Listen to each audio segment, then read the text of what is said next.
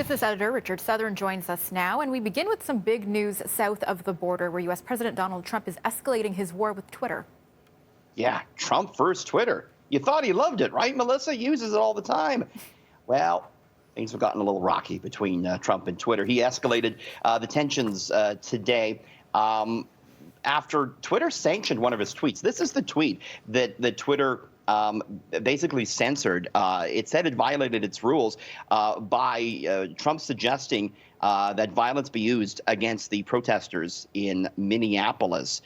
Trump has been really railing against Twitter this week after the company a couple of days ago applied a fact check to some of its tweets. So basically, Twitter's kind of trying to crack down on Trump, and he's none too happy about it. He's even suggested, Melissa, that he might shut Twitter down altogether. But can he?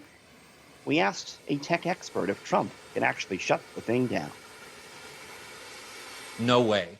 Twitter is not going anywhere. This argument that this executive order can force the FCC to police speech online is not going to happen unless Congress changes this Section 230 of the Communications Decency Act, which would require a Democratic Congress to approve such a change, which is never going to happen in this presidential term. So, Melissa, Twitter stock was down 2% today. It's a weird relationship, isn't it? Because Trump really needs Twitter. It's his main communications forum. And Twitter kind of needs Trump. It brings a lot of new people in. So it's this weird relationship going on right now. Yeah, it seems like a love-hate over there. And also, we heard earlier on the show, Trump also took aim at China and the World Health Organization today. So, Richard, how did the markets react to that?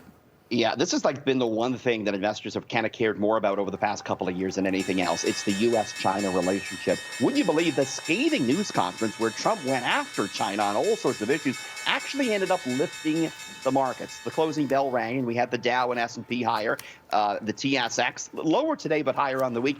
Investors, Melissa, they reacted positively because Trump stopped short of announcing any new tariffs. He also didn't mention the trade deal that the U.S. signed with China. So he's not planning, it seems, on ripping that up. So he talked a good game, but he didn't really institute anything new. Investors kind of like that today, Melissa. Okay. And we're getting another look at how much damage the COVID-19 pandemic has inflicted in the Canadian economy. Yeah, boy, I'll tell you. I mean, Stats Canada talking about GDP today. This is, a measure of how big the economy expands or contracts. And for the first 3 months of the year, it was some of the worst GDP numbers we've ever seen. Gross domestic product falling 8.2% in the first quarter. Household spending, which is the backbone of the Canadian economy, was down 2.3%, the worst showing ever. We got new numbers out of Ottawa showing the federal government has now spent more than $41 billion to hand out money via the Canada Emergency Response Benefit. The only good news, economists at TD Bank came out today and they said they think a modest recovery may be taking hold economically. So we hope that's the case, Melissa.